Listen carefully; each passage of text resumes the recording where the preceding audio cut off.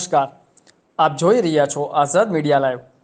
જસદણ 72 વિધાનસભા બેઠક પર આમ આદમી પાર્ટીના ઉમેદવાર જાહેર તેજસ ગાજીપર તરીકે ઉમેદવાર જાહેર કર્યા હતા।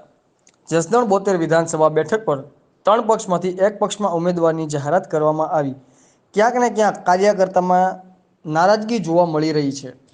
રિપોર્ટર જિગ્નેશભાઈ સિદ્ધપરા, આઝાદ મીડિયા લાઈવ, જસદણ। મારું નામ ગાજીપરા તેજસ।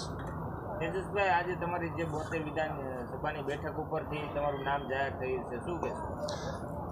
કહેવાનું તો આપના મીડિયાના માધ્યમથી એટલું જ છે કે જે લોકોએ મને પ્રેમ આપ્યો છે અને શીર્ષ નેતૃત્વ આમ આદમી પાર્ટીએ જે મારી કામગીરી જોઈ અને મને જે આજે ઉમેદવાર તરીકે પસંદ કર્યો છે એ બદલ હું મીડિયાના માધ્યમથી આપનો અને શીર્ષ નેતૃત્વનો આભાર વ્યક્ત કરું છું। સ્થાનિક કોઈ લોકોનું જે નામ જાહેર નથી થયું ત્યારે ઘણા લોકો નારાજગી હોય છે, ત્યારે એવું પણ ક્યાંક ને ક્યાંક સાંભળવા મળ્યું છે, શું કહેશો? જો કોઈ પણ વ્યક્તિનું નામ ડિક્લેર થાય ત્યારે નાના મોટી નારાજગી હોય, પણ એના પણ રસ્તા હોય છે, એટલે એ લોકો પણ સાથે જ છે।